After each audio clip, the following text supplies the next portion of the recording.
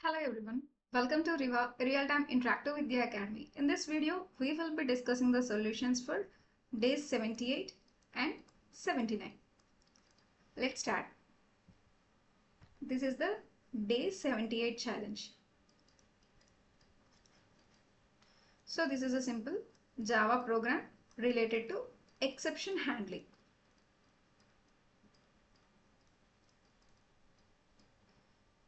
So first try block rasam. So ఈ try block లో మనం ఏం ట్రై చేస్తున్నాం? We are trying to throw a new runtime exception. So ఇది throw చేసిన ఎక్సెప్షన్ ఎవరు క్యాచ్ చేస్తారు? క్యాచ్ ఎక్సెప్షన్ ఈ. బట్ ఇక్కడ మనం సింగిల్ క్యాచ్ బ్లాక్ రాయలేదు, మల్టిపుల్ క్యాచ్ బ్లాక్స్ అనేది రాసాం. సో ఈ కేసులో అసలు ఎలా వర్క్ అవుతుంది? సో అసలు ఈ ప్రోగ్రామ్ చూసే ముందు, ఈ ఛాలెంజ్ సాల్వ్ చేసే ముందు ఫస్ట్ అసలు ఎక్సెప్షన్ హ్యాండ్లింగ్ అంటే ఏంటి ఒకసారి డీటెయిల్గా చూద్దాం. Exception handling in Java. So అసలు ఈ ఎక్సెప్షన్ హ్యాండ్లింగ్ చూసే ముందు అసలు వాట్ ఈస్ దిస్ ఎక్సెప్షన్? అసలు ఎక్సెప్షన్ అంటే ఏంటి? So in Java this exception is an unwanted or unexpected event. Exception is an unwanted or unexpected event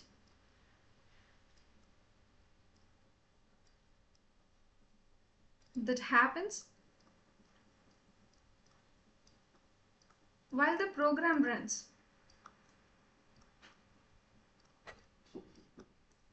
so ఈ exception అనేది ఏంటి? It is an unexpected event. ఒక ప్రోగ్రామ్ రన్ అయ్యే టైంలో మిడిల్లో అన్ఎక్స్పెక్టెడ్గా రైజ్ అయ్యే ఈవెంట్ని మనం ఏమంటాము? ఎక్సెప్షన్ అంటాం. ఓకే, రైజ్ అవుతుంది. ఆ రైజ్ అవ్వడం వల్ల ఏంటి, ఏమవుతుంది నా ప్రోగ్రామ్కి? సో ప్రోగ్రామ్ రన్ అయ్యే టైంలో ఎప్పుడైతే ఒక ఎక్సెప్షన్, ఒక అన్ఎక్స్పెక్టెడ్ ఈవెంట్ రైజ్ అయ్యిందో ఇదేం చేస్తుంది? Which immediately are which disturbs normal flow of the program.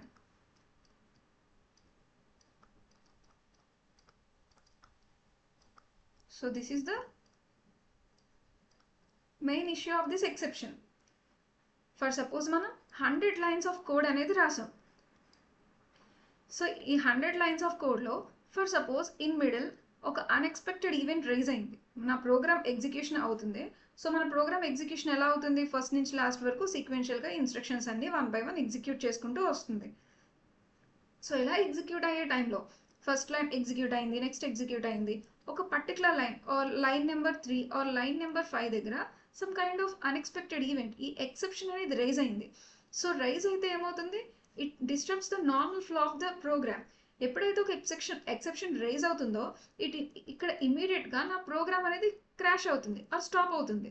So దీనివల్ల remaining lines, next 100 lines of code ఏదైతే ఉందో ఆ రిమైనింగ్ లైన్స్ అన్నీ కూడా అసలు రీచ్ అవ్వు, అసలు వేటిని కూడా ఎగ్జిక్యూట్ చేయలేదు. సో దీనివల్ల నా సిస్టమ్ అనేది కంప్లీట్గా క్రాష్ అవుతుంది. సో దీన్ని ఏమంటాం? ఎక్సెప్షన్ అన్నాము. ఫర్ సపోజ్ యూజర్ నుంచి ఒక వాల్యూ తీసుకొని మనం డివిజన్ పెర్ఫామ్ చేయడానికి చేస్తున్నాం. అండ్ సమ్ ఎక్సెప్షన్ కేసెస్ ఏంటి అనుకుంటే, ఫస్ట్ ఒక సింపుల్ ఎగ్జాంపుల్, యూజర్ నుంచి ఒక వాల్యూని ఇన్పుట్గా తీసుకుంటున్నాం మనం. సో స్కానర్ క్లాస్ యూజ్ చేసి sa.nextInt_of. సో యూజర్ నుంచి ఒక వాల్యూ తీసుకుందాం. సో యూజర్ ఏ వాల్యూ ఇస్తాడో మనకు తెలియదు, బట్ మన ప్రోగ్రాంలో ఒక సమ్ పర్టికులర్ స్టేట్మెంట్ దగ్గర మనకి డివిజన్ పెర్ఫామ్ చేసే నీడ్ వచ్చింది. సో ఏదైతే సమ్ వాల్యూ ఆఫ్ ఎక్స్ని యూజర్ ఎంటర్ చేసిన డేటాతో నేను డివైడ్ చేయాలి. యూజర్ 1, 10 ఇలాంటి ఏ వాల్యూస్ ఇచ్చినా నాకు ఎలాంటి ప్రాబ్లం రాదు. ఈ రిజల్ట్ అనేది, ఈ డివిజన్ అనేది సమ్ వాల్యూని రిటర్న్ చేస్తుంది. But in case user enter the value 0, ఈ కేసులో ఏమవుతుంది? Division by 0. So division by 0 perform చేయలేం కాబట్టి ఈ డివిజన్ బై 0 అనే ఎక్సెప్షన్ని రైజ్ చేస్తుంది.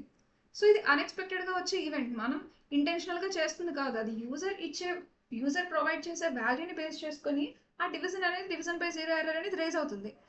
సో ఇలా ఎక్సెప్షన్ రైజ్ అయితే నెక్స్ట్ మనం రిమైనింగ్ ఎన్ని లైన్స్ ఆఫ్ కోడ్ రాసినా ఇదంతా కూడా మనకి ఎగ్జిక్యూట్ అవ్వదు. సో నార్మల్గా ఎగ్జిక్యూట్ అవుతున్న నా ప్రోగ్రామ్ ఒక చిన్న ఎక్సెప్షన్ వల్ల ఏమవుతుంది? ఆ ఫ్లో అంతా డిస్టర్బ్ అయ్యి నా కంప్లీట్ సిస్టమ్, నా కంప్లీట్ ప్రోగ్రామ్ అనేది క్రాష్ అవుతుంది. So this is the exception. So ఇలా మొత్తం ఈ ఫ్లో అంతా రిమైనింగ్ అన్ని బ్లాక్ చేయకుండా ఈ ఎక్సెప్షన్ ఏమని సమ్ ఫామ్లో మనం హ్యాండిల్ చేయాలి. సో ఇలా రన్ టైంలో వచ్చే ఎర్రర్స్ని సో సింపుల్గా చెప్పాలి అంటే exception which is nothing but errors at run time. So program run చేసే టైంలో ఏవైతే ఎర్రర్స్ వస్తున్నాయో వాటినే సింపుల్గా మనం ఎక్సెప్షన్ అంటాము. సో అలా ప్రోగ్రామ్ యొక్క ఫ్లోని డిస్టర్బ్ చేయకుండా మనం ఆ టైప్ ఆఫ్ ఎక్సెప్షన్స్ని హ్యాండిల్ చేయడానికి యూజ్ చేసే మెకానిజం ఆర్ ఆ కంప్లీట్ ప్రాసెస్ని మనం ఏమంటాం, ఎక్సెప్షన్ హ్యాండ్లింగ్.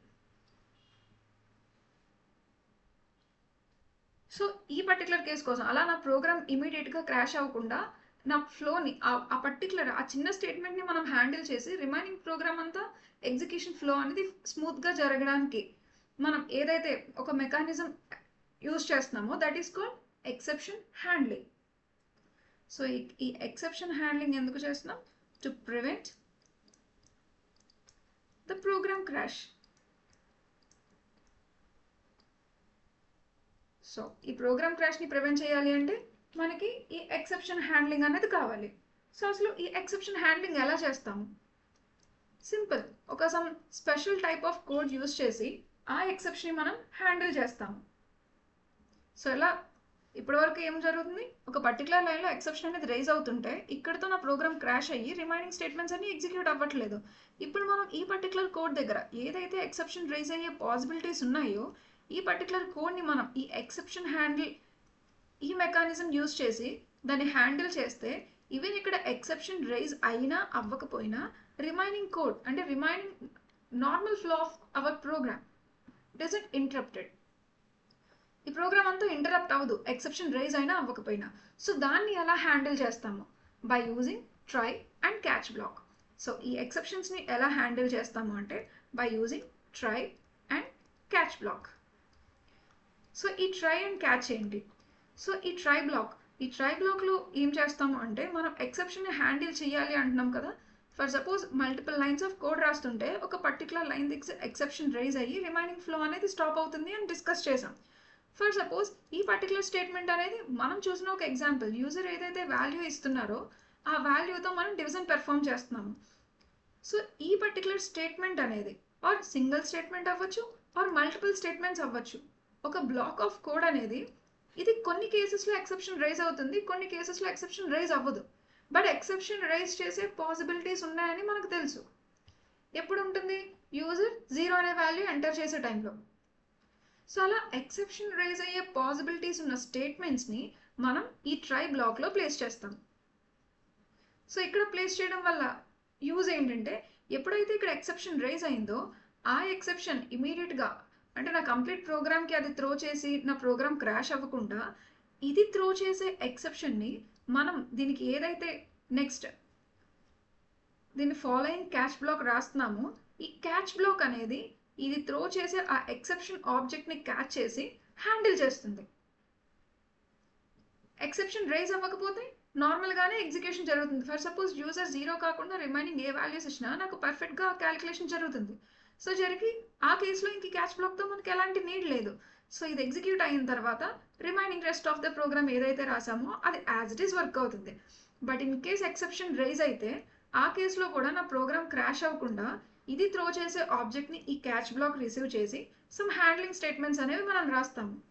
ఆ హ్యాండ్లింగ్ స్టేట్మెంట్స్ ఏదైనా అవ్వచ్చు, లైక్ యూజర్కి ఒక మెసేజ్, ఒక క్లియర్ మెసేజ్ని ప్రొవైడ్ చేయొచ్చు, మీరు 0 ఎంటర్ చేశారు so please enter a non zero value. Or ఒక కస్టమైజ్డ్ మెసేజ్తో యూజర్కి ఇన్ఫార్మ్ చేయొచ్చు. Or in case user 0 provide చేస్తే మనం ఆ డివిజన్ని 1తో డివైడ్ చేసేలాగా సమ్ యాక్షన్స్, ఒక ఆల్టర్నేటివ్ యాక్షన్స్ని మనం పెర్ఫామ్ చేయొచ్చు ఈ క్యాచ్ బ్లాక్లో. సో ఫైనల్గా ఇది క్రాష్ అవ్వకుండా మనం యూజర్కి సమ్ మెసేజ్ ఇన్ఫార్మ్ చేయడమో ఆర్ మనమే హ్యాండిల్ చేయడం అనేది ఈ క్యాచ్ బ్లాక్లో డిఫైన్ చేస్తాము. సో ఈ వేలో మనకి ఆ ఎక్సెప్షన్ అనేది మనం హ్యాండిల్ చేసి ప్రోగ్రామ్ క్రాష్ అనేది అవ్వకుండా రిమైనింగ్ ఫ్లో అంతా యాస్టీస్గా వర్క్ అయ్యేలా చేస్తాం. Okay, this is called exception handling. ఇప్పుడు మన ప్రోగ్రాంలో ఏంటి, ఎక్సెప్షన్ హ్యాండ్లింగే యూజ్ చేసాం. బట్ మనం యూజ్ చేసింది ఏంటి, ఈ exception block try and catch block ఎప్పుడైతే రాస్తున్నామో ట్రై బ్లాక్ తర్వాత ఈ catch block it is not mandatory. But ఇది రాయకపోతే ఈ క్యాచ్ బ్లాక్ ఈ ట్రై బ్లాక్లో రాసిన కోడ్ ఎక్సెప్షన్ రైజ్ అవ్వకపోతే ఎలాంటి ప్రాబ్లం లేదు. నా ప్రోగ్రామ్ పర్ఫెక్ట్గా వర్క్ అవుతుంది. బట్ ఎక్సెప్షన్ రైజ్ అయితే హ్యాండిల్ చేయడానికి క్యాచ్ బ్లాక్ రాయకపోతే కనుక అగైన్ ప్రోగ్రామ్ అనేది క్రాష్ అవుతుంది. సో దానికి సేఫ్టీగా ఈ క్యాచ్ బ్లాక్ అనేది మనం డిఫైన్ చేస్తాము. బట్ ఈ క్యాచ్ బ్లాక్ ఒక ట్రై బ్లాక్ తర్వాతే ప్లేస్ చేయాలి. అండ్ సింగిల్ క్యాచ్ బ్లాకే కాదు, we can use multiple catch blocks. ఈ ఎక్సెప్షన్ హ్యాండ్లింగ్లో మల్టిపుల్ క్యాచ్ బ్లాక్స్ అనేవి మనం యూజ్ చేయొచ్చు. But here the main point is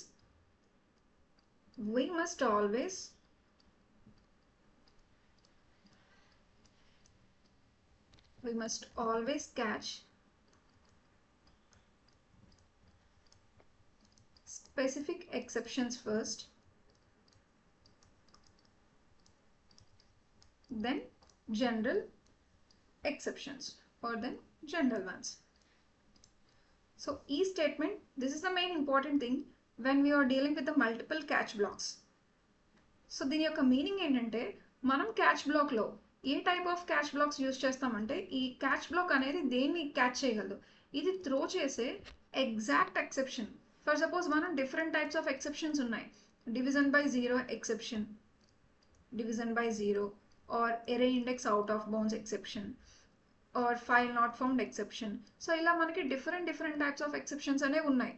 మనకి ఆ పర్టికులర్ స్టేట్మెంట్ అనేది ఏ ఎక్సెప్షన్ రేస్ చేస్తుంది అని ఎగ్జాక్ట్ ఐడియా ఉన్నప్పుడు మనం ఈ క్యాచ్ బ్లాక్లో ఆ పర్టికులర్ ఎక్సెప్షన్ యొక్క క్లాస్ని యాజ్ ఇట్ ఈస్ మెన్షన్ చేస్తాం. Division by zero error, division by zero exception, ఆ పర్టికులర్ ఆబ్జెక్ట్ని అది త్రో చేసే ఆ ఎగ్జాక్ట్ ఎక్సెప్షన్ని మనం క్యాచ్ చేయొచ్చు.